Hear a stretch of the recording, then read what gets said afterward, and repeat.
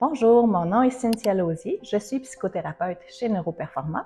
Je viens vous parler aujourd'hui du concept du Blue Monday ou le lundi de la déprime.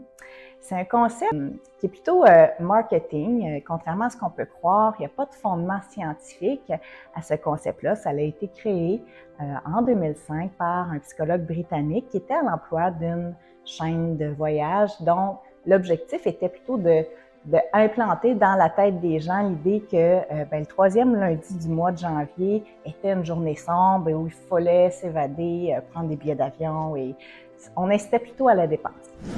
Mais bien qu'il n'y a pas de fondement scientifique, par contre, on peut quand même observer qu'en janvier, tout comme ça peut être aussi le cas au mois de novembre, où les heures d'ensoleillement sont réduites, on peut souffrir d'affects un peu plus dépressifs à ces périodes-là de l'année.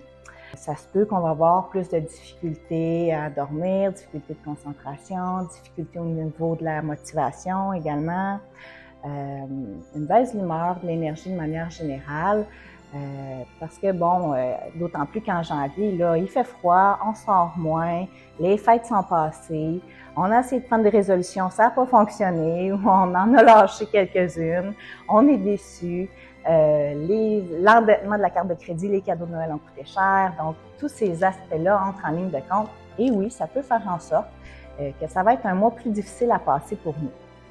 Alors, pour venir à bout de passer à travers ces mois d'hiver un peu plus difficiles au plan de l'humeur, voici quelques petites pistes de solutions qu'on peut mettre en place facilement et rapidement dans l'horaire. Bouger, donc oui, l'activité physique, on ne dira jamais assez, va venir nous aider le cerveau va produire sérotonine, dopamine, libérer aussi des endorphines suite à l'activité physique pour vous aider à aller mieux.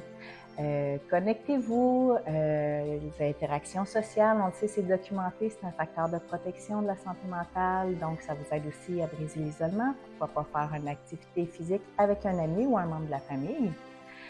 Soyez doux avec vous-même, accordez-vous des temps de pause, la lecture, la musique, ralentissez le rythme, donnez-vous le droit de ne pas respecter vos nouvelles résolutions de l'année. Aussi, prenez soin de vous au niveau de l'alimentation et reprenez votre routine de sommeil idéalement. L'alimentation, on le sait, au niveau des microbiotes, maintenant, vous pouvez pourquoi pas faire un brin de lecture sur cet aspect-là. Aussi au niveau de la lumière dont on a parlé, qui nous fait défaut en janvier, pourquoi pas aller vers l'investissement dans une lampe luminothérapie avec minimum d'environ 10 000 lux. Comme unité de mesure, un petit 30 minutes à chaque jour pourrait vous aider également. Si tous ces moyens-là ne vous aident toujours pas, ayez recours au médecin, votre professionnel de la santé mentale ou sinon aussi au Québec, on a toujours le 811 option 2, l'info sociale, pour pouvoir parler avec du personnel psychosocial 24 heures par jour, 7 jours sur 7, qui pourront mieux vous orienter si vous avez besoin vers des services spécialisés. Sur ça, je vous souhaite une belle année 2026.